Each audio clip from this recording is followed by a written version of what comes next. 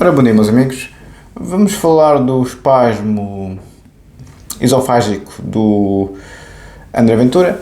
Pronto, aparentemente foi uma coisa leve. O rapaz não foi um ataque cardíaco. Foi causado devido ao stress, como é evidente, como seria de esperar, como eu vos disse ontem. Mas não foi um espasmo, não foi um ataque cardíaco, foi um espasmo esofágico do esófago. Eu prefiro ter espasmos antropofágicos. Porque, bem, os senhores viram a reação da Mafalda Anjos, da esquerda, alguns da esquerda, da comunidade cigana, que a celebrar. O homem estava no hospital, eles à porta, a celebrar, a cantar e a dançar a desgraça do homem. Por isso é que eu explodo, não é? Por isso é que eu já conheço esta é a casa gasta, este pessoal que só está bem a fazer mal aos outros. Já conheço. Ficam contentes com a vossa desgraça. O que é que se faz a estas pessoas? Não é? O que é que se faz a estas pessoas? É bruto. Não percebem outra linguagem, não é? Quer dizer, tem que ser bruto com esta gente, quer dizer. E no meu caso é antropofagia pura. Não é esofagia, é antropofagia pura. Para quem não sabe, antropofagia são os famosos canibais. Comem os outros vivos. Quer dizer, há aqui... Vou-vos colocar aqui... mas é tão estúpido. Eu falei com o amigo ontem que mandou aquele e-mail muito generoso. Mas eu não tenho mesmo paciência nos dias de hoje para estar nas redes sociais. Isto é tão estúpido. A deputada do Chega, Rita Matias, junta-se agora a nós neste jornal à hora de almoço. Rita, muito boa tarde, bem-vinda. Que outros dados nos pode dar sobre a situação clínica de André Ventura? Receber alta médica já é um bom sinal. Ainda assim, há esta sugestão de repouso, tendo em conta que estamos em plena campanha eleitoral, André Ventura vai conseguir, de facto, respeitar essa indicação médica? Antes de mais, bom dia a todos. Dizer que é animador podermos ver estas imagens de André Ventura a caminhar pelo próprio pé. É assim que o conhecemos, alguém que se reergue constantemente após os desafios. O próprio já se dirigiu hoje aos deputados, à comitiva nacional, apelando a que nos mantivéssemos na rua, mantivéssemos as ações de campanha. André Ventura, nesta hora, naturalmente está a repousar e precisa de se restabelecer, também porque estamos na reta final de campanha. Os próximos compromissos são muito importantes, quer em Setúbal, quer em Lisboa, e há muitas mensagens importantes a passar aos portugueses ainda nesta hora final da campanha, e por isto, por hoje, vamos tentar manter todos os compromissos, deixando o nosso Presidente descansar, e certamente regressará o quanto antes, com toda a garra e energia que lhe é característica. Previa-se que André Ventura se juntasse à caravana do Chega já esta tarde. Pronto, é mais ou menos isto. Já recuperou, graças a Deus. Depois a Rita Matias fala, obviamente, das barbaridades que têm sido feitas pelos jornalistas e pela comunidade cigana e outros afins. E as eleições são dia 18 de maio e hoje é dia 15 e eu fico, o homem está completamente num stress louco, como eu fiz um vídeo de ontem, porque política e vida a serem perseguidos constantemente, ou é a esofagia do espasmo ou a antropofagia do espasmo, uma ou outra. Como dizia lá o pessoal no bairro urbano, preferem ir lá para dentro do que lá para baixo, preferem ir para a cela do que para a morgue, porque pronto, isto mata as pessoas do coração, não é? Como é evidente. E não tenho muito mais a dizer. Acho execrável. Estou muito mais interessado em analisar o doutoramento honoris causa do rei Filipe VI, rei de Espanha, claro, que foi doutorado pela Universidade de Coimbra, honoris causa, e o presidente de Itália. Eu gostei muito de ver o professor Marcelo a falar em latim, bom latim, o professor é catedrático, não há hipótese, né? Uma coisa impressionante. O professor Marcelo pode ter os seus defeitos, mas intelectualmente é uma cabeça, Nossa Senhora. E até o rei Filipe VI esboçou o sorriso a ver o professor Marcelo a falar em latim, não é? E era uma ocasião solene. E porquê é que as universidades dão doutoramento honoris causa? Porquê é que não é uma licenciatura honoris causa? Porquê é que não é um mestrado honoris causa? Porquê é que não é o professor honoris causa? Porque os doutoramentos são, obviamente, o título académico mais prestigiado e pronto. E dão aos políticos no mundo inteiro doutoramentos honoris causa a celebrar aquela estatura intelectual. Os doutoramentos honoris causa são dados às pessoas pela sua estatura intelectual. É como os prémios Nobel. Os prémios Nobel, muito mais sofisticados, claro, são dados às pessoas pela sua estatura intelectual e pela investigação científica extraordinária que desenvolveram ao longo de uma vida, normalmente. E os prémios Fields na matemática é a mesma coisa. Por isso, o André Ventura, que é um homem também da academia, não é doutor honoris causa, é doutor por mérito, doutorado, e licenciado. Ele não fez mestrado, ele foi direto da licenciatura para o doutoramento. Coisa que o pessoal dos doutoramentos não gosta nada. Mesmo as notas muito altas têm que ter média de pelo menos 18. O irmão da Joana Marques também foi direto para o doutoramento e ele é mais novo do que eu um bocadinho, e eu fiz 2 doutoramentos e ele não tinha acabado o primeiro. Eu já tinha definido o meu segundo doutoramento, ele é mais novo que eu, e o irmão da Joana Marques, talvez por isso é que ela deve ter ficado a ferver com as minhas ferroadas, meteu o dedo na ferida.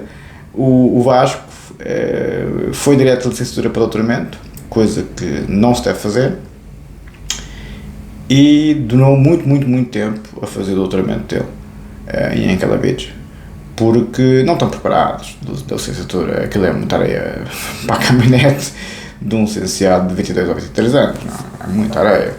E então o Vasco foi direto para o doutoramento, mas depois teve uma vida inteira a fazê-lo, já passa o seu conceito de híbrido, não é? E o André Ventura foi direto também para o doutoramento, não fez mestrado, por causa da média 18, porque a média 18 dispensa mestrado. Creio que em direito só mesmo acima de média 18 é que dispensa mestrado, porque no meu tempo tinha que se ter média 16 para ir para mestrado, e depois para doutoramento tinha que se ter média 17 ou 18. Era essa a regra no meu tempo, há muitos anos atrás. Agora é que penso que as médias baixaram um bocadinho, como sempre. Acho que agora é preciso, se forem diretos para doutoramento, ainda é a média 18, como o André Ventura. E a Vânia, que foi a minha colega de doutoramento, também foi direta para o doutoramento com média de 19, creio eu. Não, ele tive... A Ventura teve média 19, não foi? Só 19, já não me lembro. Na faculdade. Por isso, as médias são fundamentais para os seus e para os graus académicos hierarquicamente superiores. Antigamente o mestrado era uma coisa fabulosa. Eu quando tirei o meu mestrado já era uma coisa... Hoje em dia o mestrado tem muito pouco peso. A licenciatura tem muito menos peso ainda. O doutoramento é a única coisa que tem peso verdadeiramente hoje em termos universitários. Aliás, fazem investigação, nem pedem mais qualquer qualificação nenhuma, só querem ver o doutoramento. E os doutoramentos honoris causa são realmente coisas espetaculares para o prestígio das pessoas. O rei Filipe VI veio especialmente a Portugal, à Universidade de Coimbra, para receber o grau, não é? Porque ele tem uma boa formação. O rei Filipe VI não foi só às academias militares em Espanha, também estudou na Georgetown e tal. É um tipo com muita, e na Complutense, é um tipo com muita qualidade. Por isso, vamos um bocadinho para a matéria. Não tenho mais a dizer. Acho ridículo que vou dar um bocadinho da filosofia, tenho visado muito do direito, mas enfim, o David Rico todo entusiasmado com a... então posso abrir aqui a psicanálise. Já tenho saudades, porque depois começo a falar tanto dos psicopatas e das coisas afins, que de certa forma são assuntos muito pesados, quer dizer, E quando a pessoa experiencia na sua própria vida ou vê a política rodeada deste pessoal, há de certa forma também uma certa azia, está sempre a chover no molhado. Não gosto já de falar disto, quer dizer, eles fossem entrar no mundo deles, entendem? É loucura, é agressividade, é inveja mórbida, é tudo, é as feridas narcísicas, é tudo e mais alguma coisa. E este pessoal merece antropofagia, não merece isofagia. Eu, por acaso, para quem quer seguir o registro do texto original dos psicopatas, a minha tese ultimamente em psicanálise tem, deixa cá ver, tem a introdução, capítulo 1, capítulo 2, capítulo 3, capítulo 4, capítulo 5 e a conclusão, as referências e a bibliografia. A introdução é a revisão do estado da arte, né? O Quo Vadis Psicanálise, não é? Ou seja, é aqui são 50 páginas do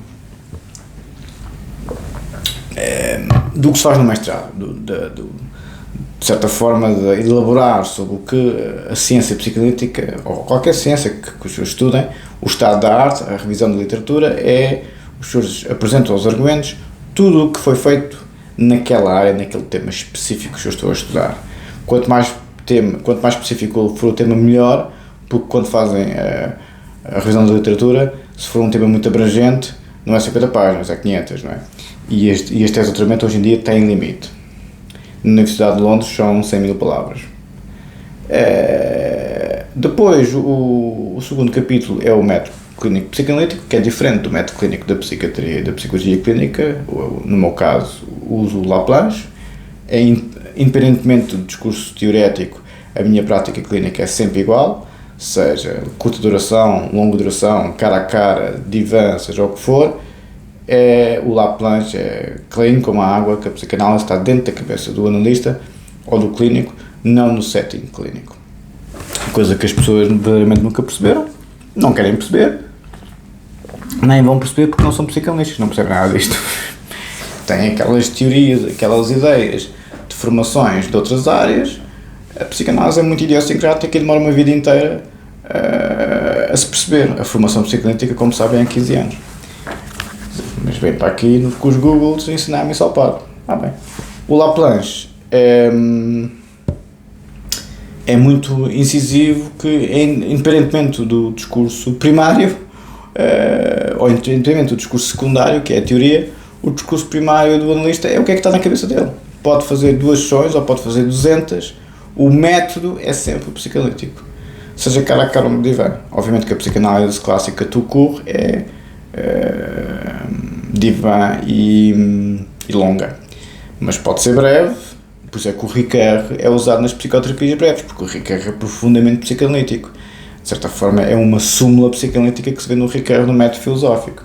Mas este pessoal não percebe nada disto, e vem ensinar-me isso ao padre e vem insultar os outros e dá cabo da vida dos outros com as antropofagias várias. Por isso é que as redes antissociais, como eu lhes chamo, não interessa nem ao menos hoje, porque isto aqui é tudo gente está de má fé, como é evidente, não é? No mínimo, má fé estou a ser simpático, não é?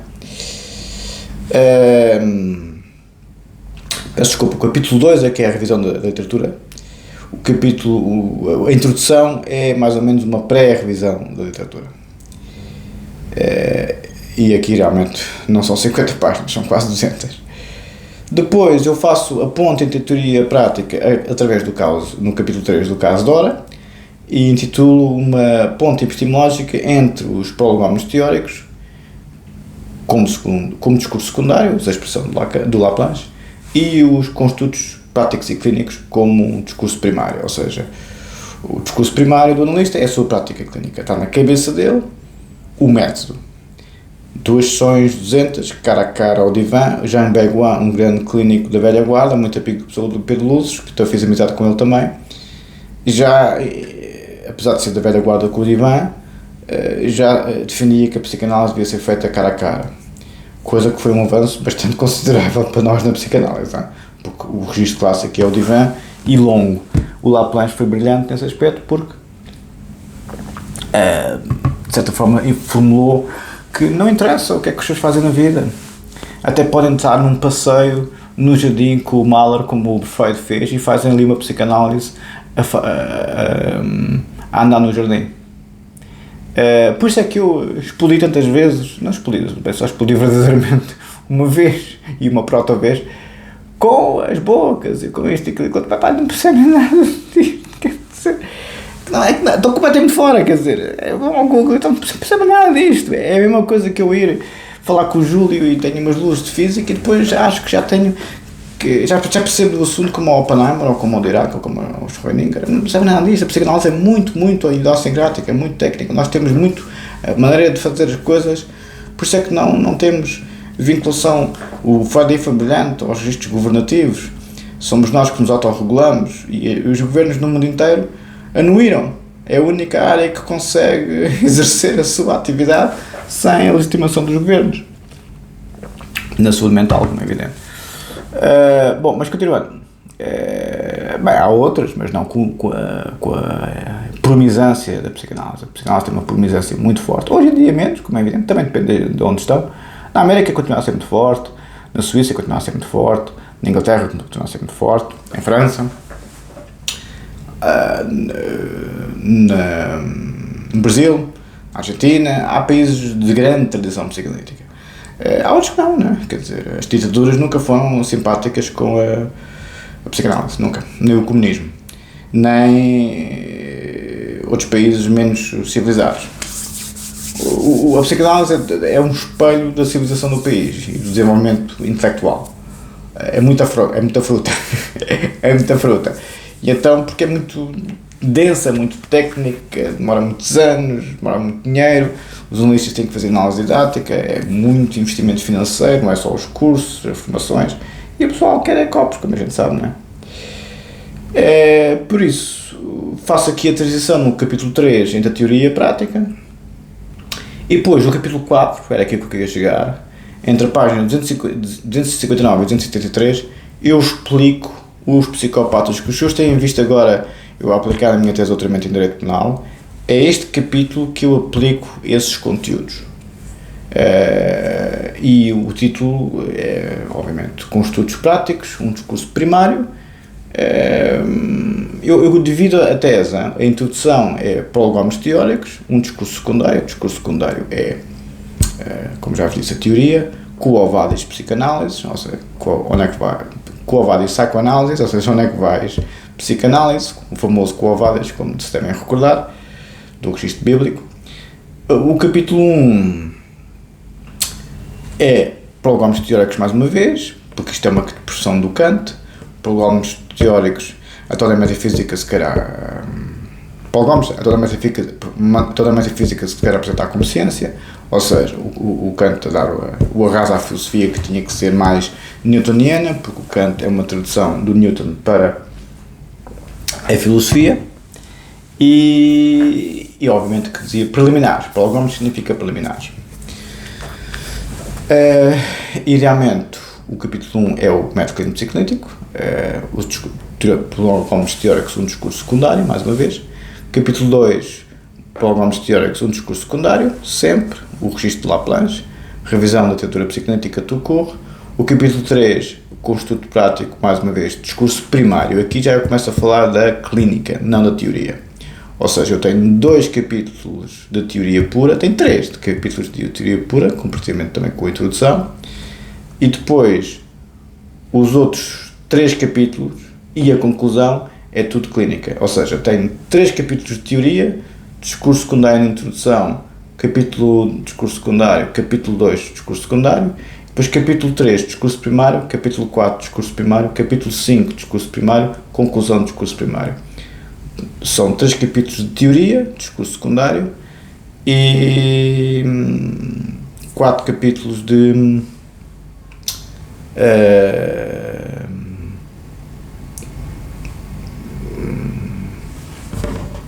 discurso primário, discurso clínico, que é, ou seja, não é teoria. Capítulo 3, capítulo 4, capítulo 5 e conclusão.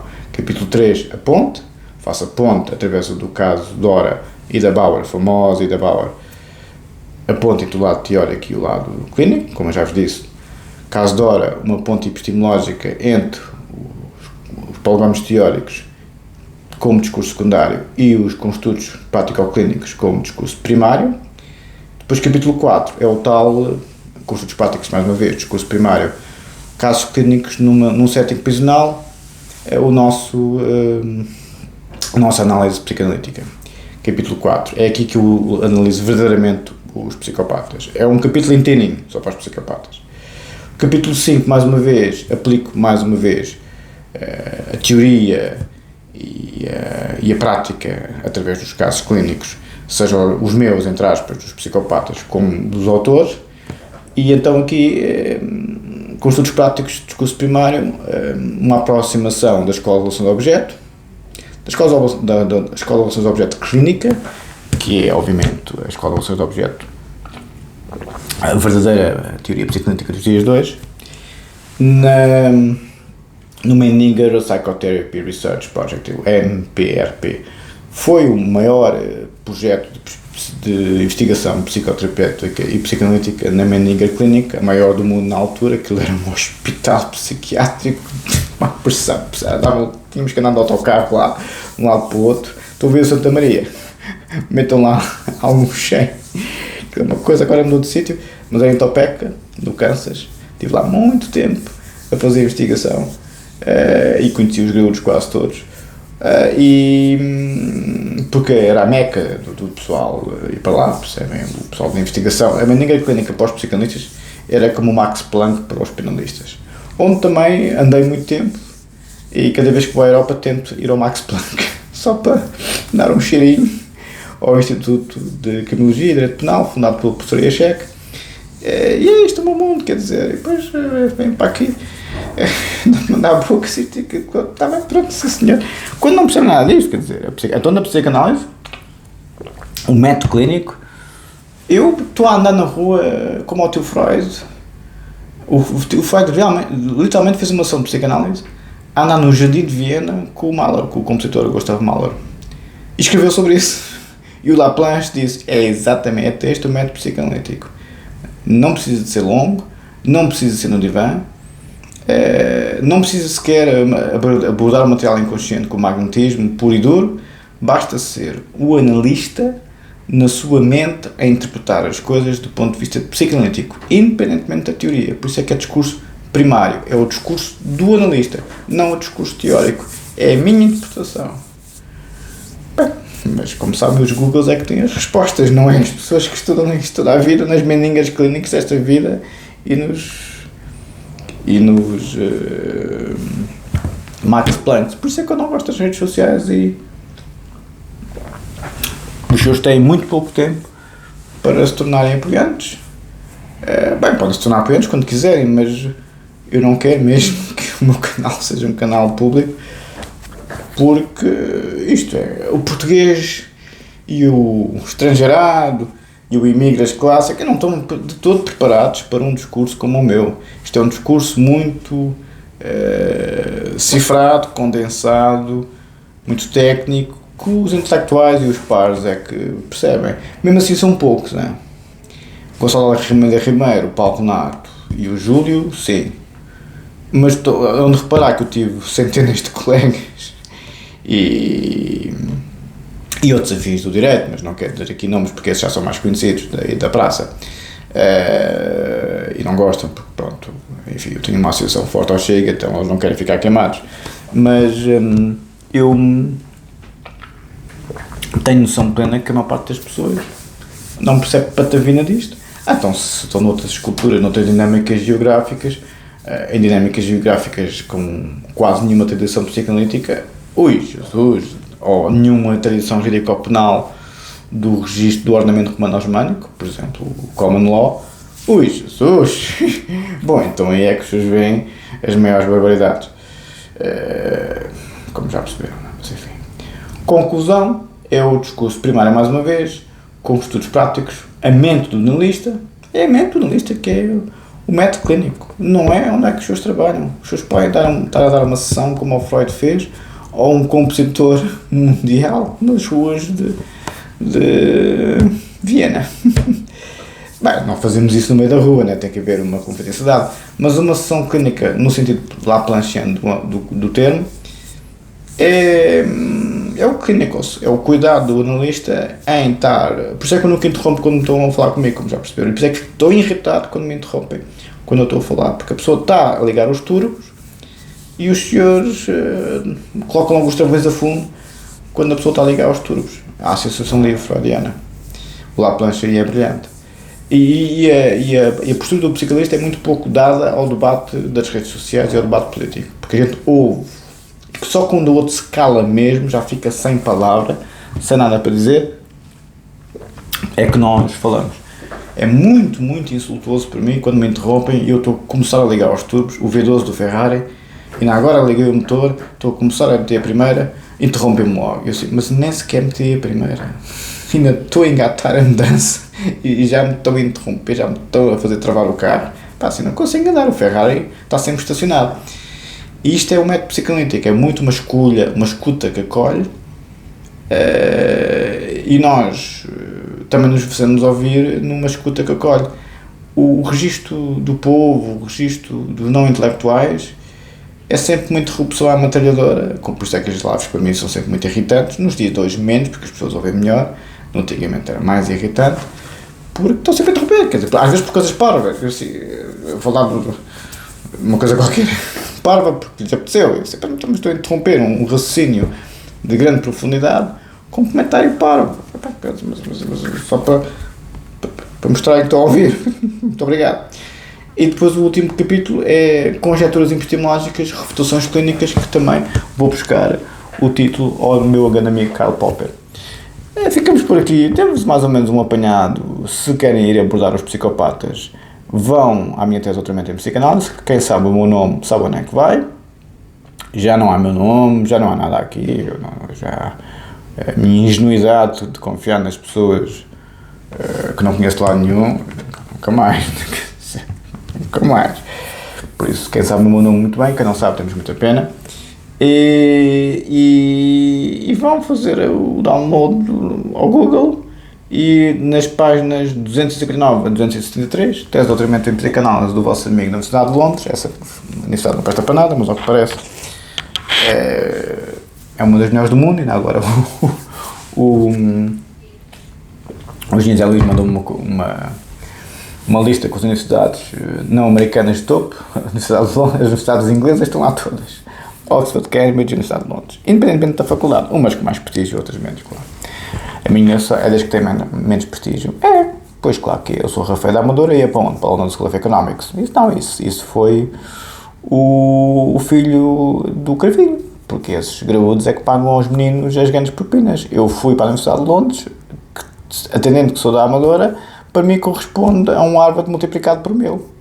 Porque as propinas na Universidade de Londres, o doutoramento foram 100 mil libras. Façam as contas para euros. Ficamos por aqui. Um abraço. Muito obrigado.